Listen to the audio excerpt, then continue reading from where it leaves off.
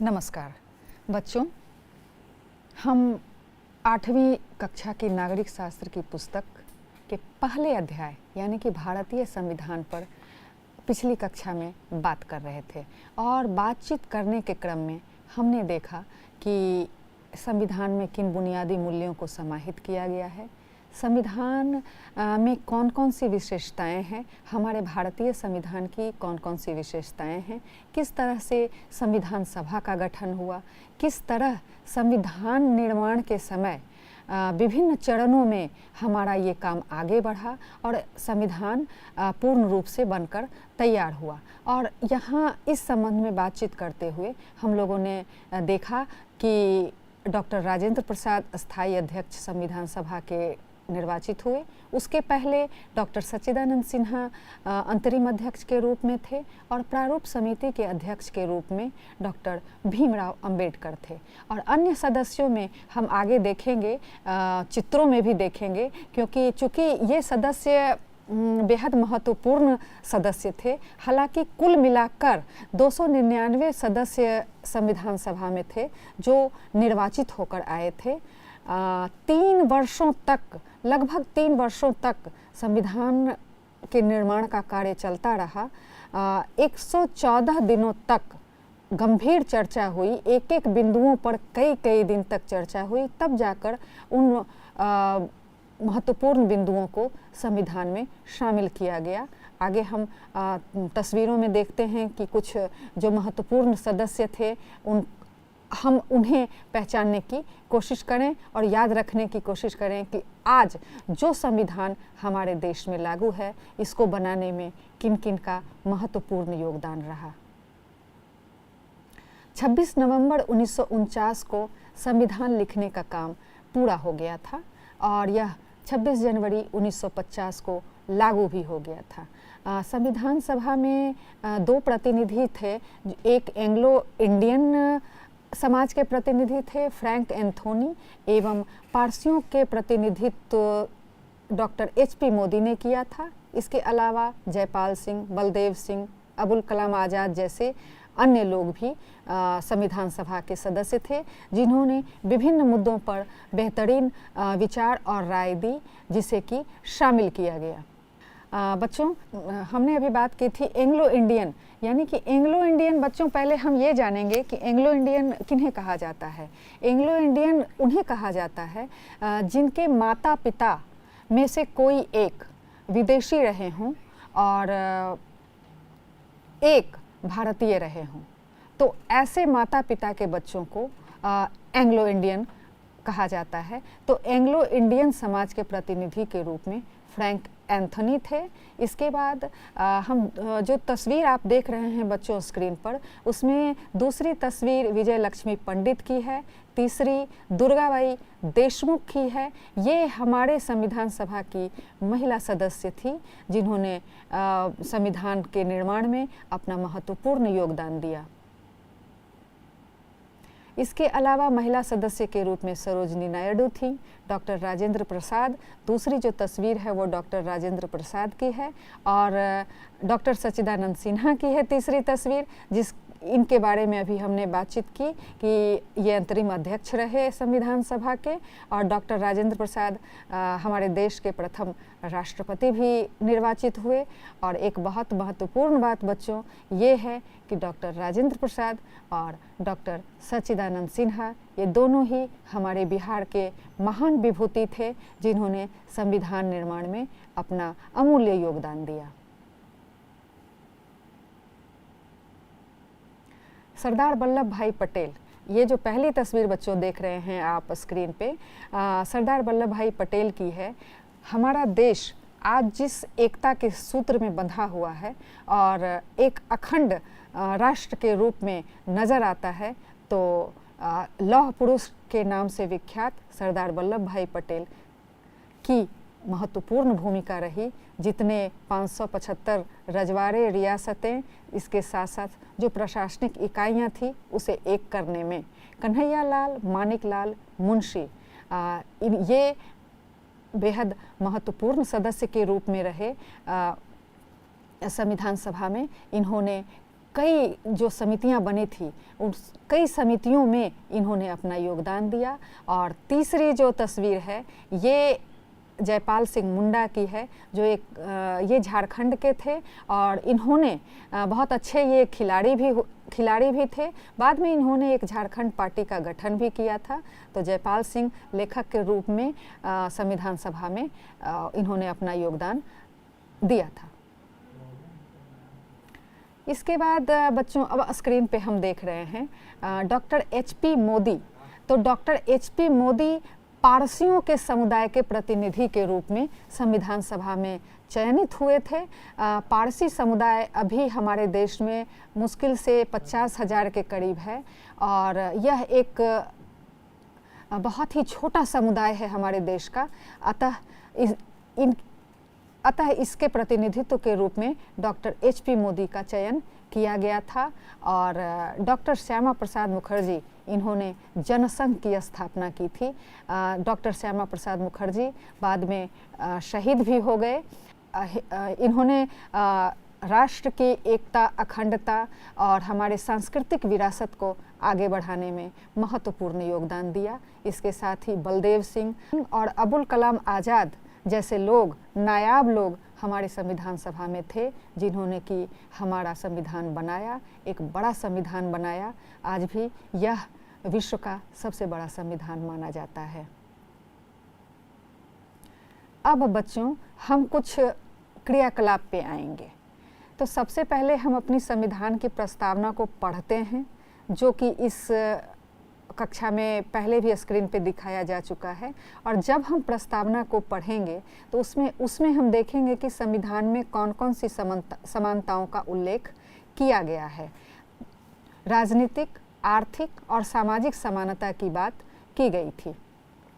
फिर हम देखते हैं कि ये उदाहरण है कि इसमें असमानता कहाँ दिखाई देती है। ये हम देखेंगे हमने समानता को किस रूप में समझा है। क्या संविधान में जिस तरह से समझाया गया है हमने उसी स्वरूप में समझा है।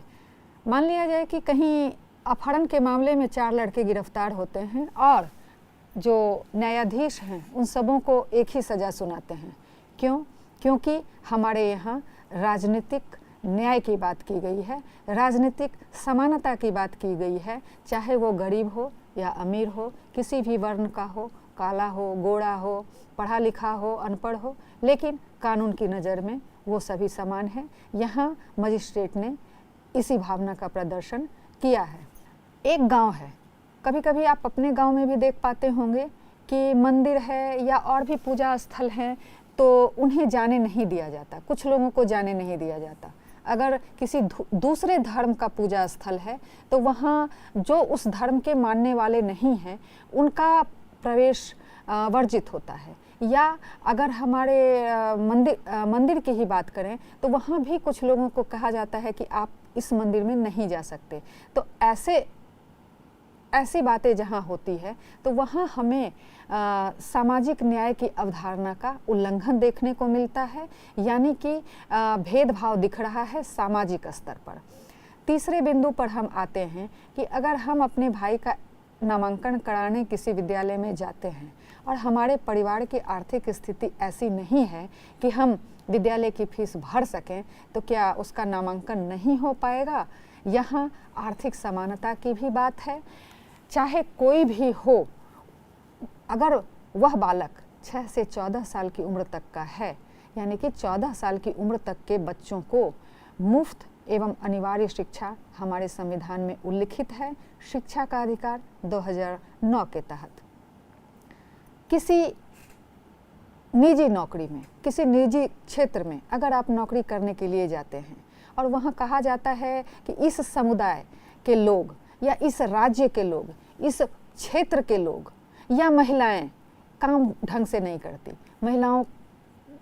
महिलाओं के प्रति भी लिंग के आधार पर भेदभाव किया जाता है, या किसी विशेष समुदाय के प्रति ऐसी भावना बन जाती है कि ये कामचोर होते हैं, निकम्मे होते हैं, या ये स्वभाव से उग्र होते हैं, इस आधार पर अगर भेदभाव किया जाता है तो यह भी अवसर की समानता का उल्लंघन है। कुछ घटनाएं हम जिक्र करना चाहेंगे कि इन घटनाओं में अन्याय कहाँ दिख रहा है। दहेज के लिए विवाहिता को जला देना, तो लिंग के आधार पर भेदभाव दिखाई दे रहा है और दहेज एक सामाजिक बुराई है। कभी महिलाओं की तरफ से दहेज दिया जाता है, पुरुषों की तरफ से नहीं। हालांकि हमारे देश में जो पूर्वोत्तर में कुछ समुदाय हैं जहां मातृत्व का वंश चलता है, तो वहाँ इन चीज़ों में थोड़ी उलटफेर दिखाई देती है। इसके बाद हम देखते हैं कि 10 वर्ष के बच्चे से चाय की दुकान में काम कराना, शोषण के विरुद्ध अधिकार जो हमारा मौलिक अधिकार है, उसमें स्पष्ट है कि 14 साल से कम उम्र के बच्चों को आप कार्यस्थल पर कार्य में नहीं लगा सकते। बिना किसी कारण बताए 24 घंटे से अधिक किसी नागरिक को पुलिस चौकी में बंद नहीं किया जा सकता। यह हमारे स्वतंत्रता के अधिकार में आता है। किसी भी व्यक्ति को सार्वजनिक स्थान पर जाने के लिए जाति, लिंग या धर्म के नाम पर रोकना समानता के अधिकार जो मौलिक अधिकार है, इसका उल्लंघन है। सरकार द्वारा किसानों की जमीन को बिना उचित मुआवजा दिए अधिग्रहित कर लेना, यह तानाशाही का स्वरूप है और इन चीज़ों को समाज में स्वीकार नहीं किया जा सकता है।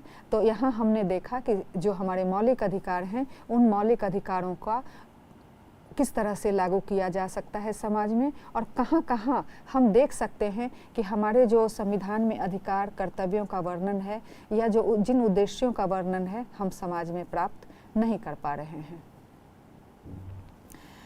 ये एक कार्टून है। कार्टून के माध्यम से एक बहुत ही महत्वपूर्ण संदेश देने की कोशिश की गई है, जिसमें मालिक अपने कर्मचारी से कह रहा है कि आज तुम्हारी पत्नी काम करने क्यों नहीं आई। कर्मचारी कहता है कि जी उसकी तबीयत खराब है। तो फिर से मालिक कहता है तो तुम अपनी बच्ची को भेज देते क्योंकि घर में बहुत काम है।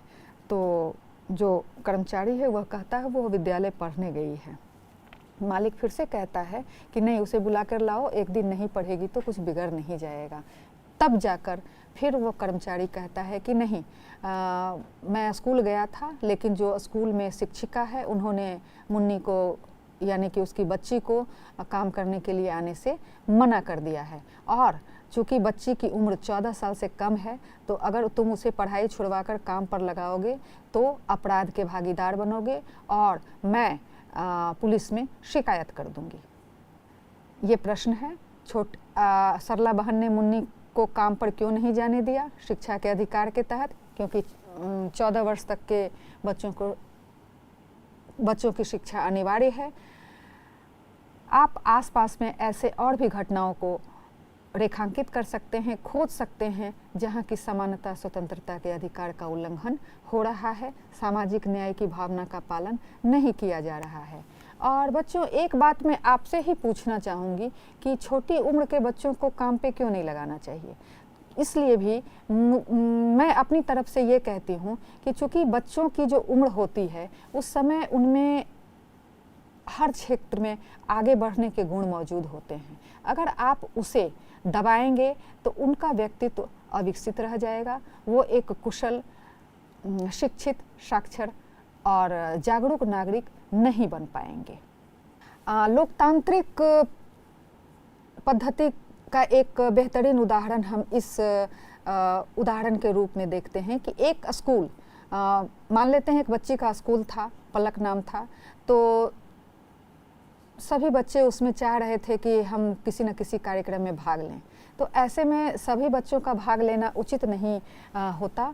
तो शिक्षिका ने 10 बच्चों का एक ग्रुप बना दिया और उन्हें अलग अलग कार्य सौंपा। बाद में वो सारे कार्य सुचारू रूप से संपन्न हुए। यहाँ हम देखते हैं कि सभी बच्चों को शामिल न करके कुछ बच्चों को जिम्मेदारियाँ सौंप दी गई और उन बच्चों ने अपने साथ टोली बनाकर सभी कार्य को अंजाम दिया। इससे बच्चे खुश भी थे। शिक्षिका ने बच्चों को किसी न किसी काम में लगा दिया। साथ ही साथ अगर कार्यक्रम की योजना केवल शिक्षिका बनाती तो कहीं न कहीं तानाशाही स्वरूप का प्रदर्शन होता। बच्चे अपनी बात कहने के लिए स्वतंत्र थे, सबों ने अपनी भूमिकाएं भी निभाई। तो यहाँ लोकतंत्र का एक छोटे स्वरूप पर प्रदर्शन दिखाई देता है। जब हमारा देश गुलाम था। दो तस्वीरें हैं, एक जलियांवाला बाग हत्याकांड की है और एक हमारे बिहार की ही घटना है। चंपारण में अंग्रेज़ों द्वारा भारतीय किसानों को नील की खेती के लिए मजबूर किया जाता था। ये दोनों ही घटनाएं अन्याय की चरम सीमा को प्रदर्शित करती हैं और अब हमारा देश आज़ाद है, ऐसी घटनाएं हमारे यहाँ अब नहीं होती, चूँकि हमारे संविधान के अंतर्गत जिन बुनियादी मूल्यों को रखा गया है उनमें इन चीज़ों की कोई जगह नहीं है, कोई भेदभाव नहीं है। समानता है, स्वतंत्रता है, लोकतंत्र है, धर्मनिरपेक्षता है, सामाजिक न्याय है। इन प्रश्नों का उत्तर देने की ज़रूरत नहीं है बच्चों, आप खुद समझ जाएंगे कि अगर जलियांवाला बाग जैसे कांड को देखेंगे तो आप किसी शासन पद्धति के बारे में क्या अंदाज़ा लगाएंगे। यानी कि जो पद्धति थी वो तानाशाही स्वरूप को प्रदर्शित करती थी। अंग्रेजी हुकूमत जो थी उन्होंने हम भारतीयों के अधिकारों का बुरी तरह से हनन किया, हमारे अधिकारों को जब्त करके रखा है और आज हम एक आज़ाद देश के नागरिक हैं तो हम अपने लिए अपने नियम कानून बनाने के लिए संपूर्ण प्रभुत्व संपन्न राज्य के रूप में हैं। बच्चों, हमने काफ़ी बातचीत की और मुझे लगता है कि इन बातचीत के आधार पर हम कुछ प्रश्नों को तो हल कर ही लेंगे। तो बच्चों, मैं अब कक्षा के अंत में आपके लिए कुछ प्रश्नों को लेकर आई हूँ। सबसे पहले ये जो कुछ वस्तुनिष्ठ प्रश्न हैं, पहला प्रश्न है, ये वस्तुनिष्ठ प्रश्न है और इनके विकल्प दिए गए हैं, यानी कि क, ख, ग, घ। तो सबसे पहला जो प्रश्न है, इनमें कौन लोकतंत्र का आधार नहीं है? तो 4 उत्तर हैं, पंथ निरपेक्षता, समानता, स्वतंत्रता, अस्पृश्यता। इसमें क, ख और ग ये हमारे संविधान के बुनियादी मूल्यों में है और अस्पृश्यता के आधार पे कहीं लोकतंत्र खड़ा नहीं हो सकता। दूसरा प्रश्न है, भारतीय संविधान कब लागू हुआ? यह 26 जनवरी 1950 में लागू किया गया था। तीसरा प्रश्न है बच्चों, निम्नलिखित में कौन सा प्रावधान लोकतांत्रिक संविधान में नहीं होता? तो इसमें सरकार के अधिकार, नागरिकों के अधिकार, सरकार के अंगों का वर्णन संविधान में किया गया है, लेकिन हमारे जो शासक होंगे उनके नाम उल्लिखित नहीं किए जाते हैं। तो इस प्रश्न का उत्तर शासकों के नाम होगा। चौथा जो प्रश्न है वह है, निम्नलिखित में कौन भारतीय संविधान का लक्षण नहीं है? इसमें एकात्मक शासन व्यवस्था जो है ये हमारे भारतीय संविधान का लक्षण नहीं है।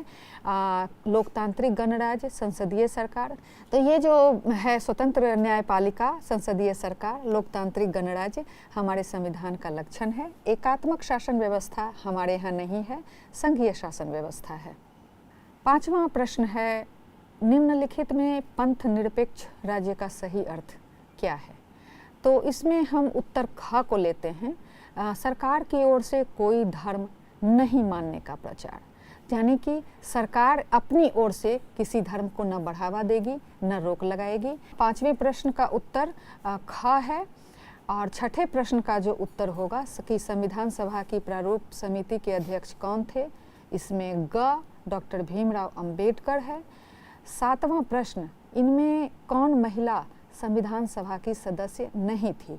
तो सरोजनी नायडू, विजय लक्ष्मी पंडित और जी दुर्गाबाई देशमुख ये सदस्य थीं। हमने कक्षा में ये बता दिया था। और इंदिरा गांधी हमारे देश की पहली महिला प्रधानमंत्री थीं, ये संविधान सभा की सदस्य नहीं थीं। आगे बढ़ते हैं बच्चों और अब हम देखते हैं कि कुछ प्रश्न ऐसे हैं जो रिक्त स्थान दिए गए हैं, उनमें उचित शब्द को चुनकर भरना है।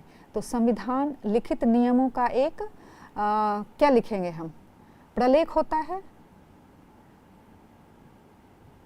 और दूसरा है, संविधान किसी देश का कैसा कानून होता है? तो संविधान किसी देश का सर्वोच्च कानून होता है, क्योंकि संविधान से ही निर्देश प्राप्त करके हमारी शासन व्यवस्था चलती है, नागरिकों के अधिकार सुरक्षित रहते हैं। प्रायः बहुमत यानी बहुसंख्यकों की निरंकुशता का खतरा समाज में बना रहता है, क्योंकि अल्पसंख्यक वर्ग जो है वो बहुसंख्यकों की संख्या से भय खाता है। चौथा है, संविधान सरकार के साथ साथ नागरिकों के भी कर्तव्यों को तय करता है।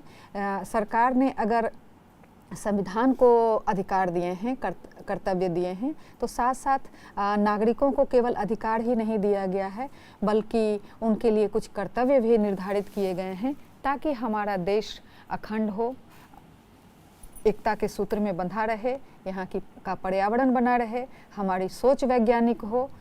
इन जैसे चीज़ों को कर्तव्यों में शामिल किया गया है। संविधान राष्ट्र की संप्रभुता, एकता और अखंडता को सुदृढ़ करता है।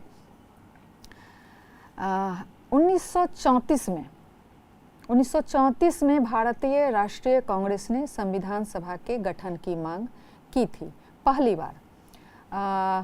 9 दिसंबर 1946 को संविधान सभा का गठन पूरा हो गया था।